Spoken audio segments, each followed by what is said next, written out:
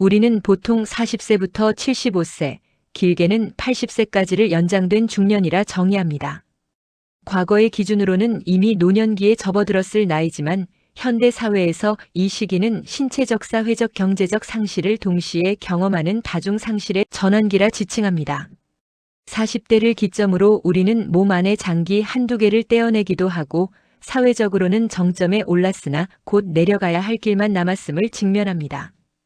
특히 경제적 수입이 마치 폭포수처럼 급락하는 현실은 노후에 대한 극심한 불안을 야기합니다. 이 시기는 계절로 치면 가을에서 겨울로 넘어가는 환절기와 같습니다. 여전히 마음은 열정으로 충만하지만 몸의 에너지는 예전 같지 않은 양가 감정의 시기입니다. 이때 가장 위험한 태도는 변화를 거부하고 과거의 방식에 집착하는 것입니다. 나이가 드는 것을 단순히 게임의 경험치 게이지가 차오르는 것으로만 여겨서는 곤란합니다. 게이지가 차오를수록 그에 걸맞은 새로운 전략을 선택해야 합니다. 변화를 수용하지 못하고 낡은 고집을 부리는 것은 필연적으로 사회적 고립이라는 심리적 감기를 초래합니다. 결국 핵심은 심리적 나이에 있습니다. 주민등록상의 나이보다 스스로를 몇 살로 정의하느냐가 삶의 역동성을 결정합니다. 마음의 나이가 젊은 사람은 문제 해결 능력이 뛰어나고 인간관계의 폭도 넓습니다. 변화를 수용하고 자신을 새로운 환경에 적응시키는 능력, 그것이 바로 노년 생존의 핵심 전략입니다. 삶의 변화를 인정했다면 가장 먼저 점검해야 할 것은 외부로 드러나는 우리의 말입니다. 언어의 품격은 입은 닫고 귀는 열어야 하는 이유를 이해하세요. 독일의 작가 한스 로만은 잘 알면 3마디로 족하고 잘 모르니 30마디가 필요한 법이다라고 일갈했습니다. 나이가 들수록 말이 많아지는 현상은 단순한 습관이 아닌 심리적으로 자신의 통제력을 확인하려는 무의식적 발현입니다. 사회적 위치가 낮아지고 영향력이 줄어든다고 느낄 때 인간은 말을 통해 자신의 존재감을 증명하고 주변을 통제하려 듭니다. 이는 낮은 자존감을 감추기 위한 처절한 몸부림에 가깝습니다. 침묵이라는 고요한 힘에 배양하세요. 많은 이들이 대화 중 침묵이 흐르는 것을 불안해하며 의미 없는 말로 공백을 메우려 합니다. 그러나 심리학적 통찰에 따르면 침묵이 두려운 이유는 상대방 때문이 아니라 조용할 때 찾아오는 자기 생각과 마주하는 것이 두렵기 때문입니다. 고요함을 견디지 못하고 쏟아내는 말의 50%는 안 해도 되는 말이나 잔소리입니다. 진정한 품격은 이 고독한 침묵을 견디는 능력에서 나옵니다. 말을 줄일 때 비로소 상대방의 진심이 들리기 시작하며 이는 자존감을 회복하는 가장 우아한 방법이 됩니다. 욕설은 인격의 파산 선고임을 기억하세요. 특히 강력하게 경고하건대 상스런 욕설은 인격의 최종 결산값입니다. 언어는 존재의 집이며 나이 들어서도 상스러운 말을 내뱉는 것은 위기의 순간에 자신을 건강하게 보호할 줄 모르는 미성숙의 증거입니다. 그것은 당신이 평생을 거칠고 무모하게 살아왔음을 방증하는 낙인과 같습니다. 상욕은 문제를 해결하는 지혜가 아닌 힘으로 상대를 제압하려는 비겁한 수단일 뿐입니다. 정제된 언어는 타인과의 관계를 보호하는 첫 번째 방어선이며 이는 곧 인간관계의 경계 설정으로 이어집니다. 관계의 재구성으로 지켜야 할 선과 끊어야 할 인연을 구분하세요. 모든 사람에게 사랑받으려는 욕구는 노년의 삶을 피폐하게 만드는 독약입니다. 쇼펜하우어는 쓰레기장에 있으면 나도 쓰레기가 되고 냄새가 밴다고 경고했습니다. 나쁜 영향을 주는 사람 곁에 머무는 것은 자신의 영혼을 오염시키는 행위입니다. 이제는 인맥의 양보다 질에 집중해야 하며 나를 갉아먹는 관계는 과감히 정리해야 합니다. 신뢰를 유지하는 엄격한 경계선을 유지하세요. 남녀 관계에서 신뢰는 경계로 유지됩니다. 특히 외도적 바람에 대해서는 냉철한 인식이 필요합니다. 경계선이 한 번 무너지면 두 번째는 훨씬 쉬워지며 이는 습관처럼 반복됩니다. 또한 친구라는 이름으로 경계를 흐리는 이성 친구가 지나치게 많은 사람을 경계하십시오. 마음은 늘 가까운 곳에서 흔들리며 무너진 경계는 노년의 평화를 송두리째 앗아갑니다. 선택적 집중으로 방치와 환대를 구분하세요.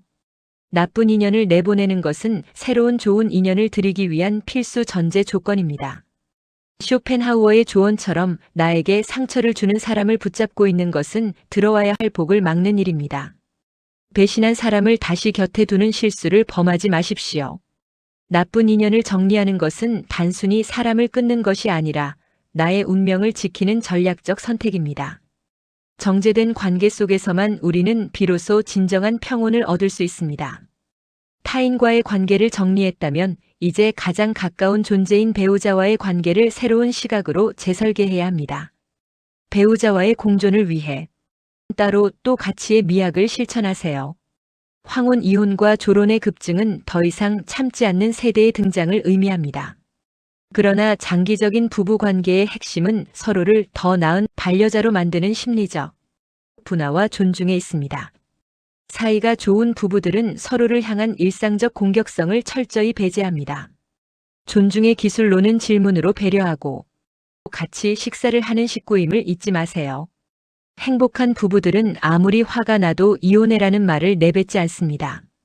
말이 씨가 된다는 것을 알기 때문입니다. 또한 배우자를 무시하는 것은 결국 누워서 침 뱉기와 같습니다. 내가 선택한 사람을 무시하는 것은 나의 안목과 지난 세월을 부정하는 행위입니다. 갈등이 생길 때 상상으로 판단하지 말고 직접 물으십시오. 이럴 땐 내가 어떻게 해주길 원해? 라는 질문 하나가 오해의 폐부를 찌르는 예방 백신이 됩니다. 수면의 질을 위해 각방을 쓰는 수면 이혼은 건강상 이유라면 허용될 수 있습니다. 하지만 식사는 반드시 함께 해야 합니다. 식구라는 이름 아래 함께 밥을 먹는 행위는 노년 부부를 지탱하는 마지막 정서적 유대입니다. 배우자를 귀히 여길 때 본인의 품격도 완성됨을 명심하십시오. 가장 가까운 이들과의 평화를 찾았다면 이제는 나 자신을 괴롭히는 집착과 욕심으로부터 자유로워져야 합니다. 집착으로부터의 해방은 비워야 채워지는 노년의 가치를 기억하세요. 젊은 시절의 성공 방정식이었던 돈, 명예, 외모는 노년에는 오히려 불행의 씨앗이 되는 역설을 낳습니다. 젊어서는 돈을 위해 건강을 해치고 늙어서는 그 돈을 허물어 건강을 사려 하는 모순된 삶에서 벗어나야 합니다. 수위에는 주머니가 없다는 속담을 기억하세요. 수위에는 주머니가 없다는 격언은 물질적 집착의 허무함을 관통합니다. 재산이 많을수록 죽는 것이 억울해지고 인물이 좋을수록 늙는 것이 고통스러울 뿐입니다. 늙어서까지 부리는 물질적 욕심은 추함이 됩니다. 이제는 타인의 평가에 흔들리지 않는 자존감을 형성해야 합니다. 모르는 것을 모른다고 말하고 부족한 자신을 있는 그대로 인정할 때 진정한 자유가 찾아옵니다. 집착을 버리는 것은 단순히 포기하는 것이 아닙니다. 그것은 눈에 보이는 가치에서 마음, 평온, 자비, 사랑과 같은 보이지 않는 영원한 가치로 삶의 중심을 이동시키는 전략적 선택입니다. 마음의 짐을 덜어냈다면 이제는 고독을 즐기며 자신만의 삶을 지탱할 일상의 근육을 키워야 합니다. 사회적 생존과 고독의 훈련을 위해 집 밖으로 나가야 하는 이유.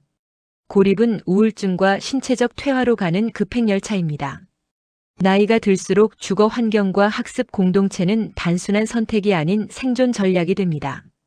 집 안에만 머무는 것은 하체 근육을 약화시키고 뇌의 인지 기능을 퇴화시킵니다. 고독 연습과 학습 공동체. 인간은 결국 혼자가 됩니다.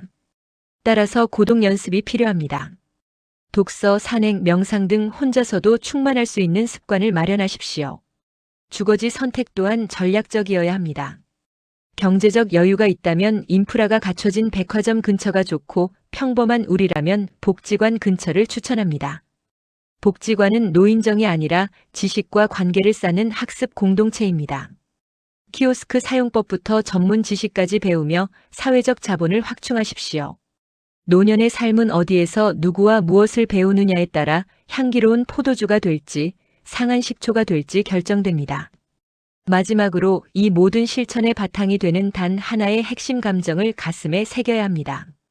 감사라는 이름의 최종 승리임을 잊지 마세요. 행복한 노년의 공통점은 감사입니다.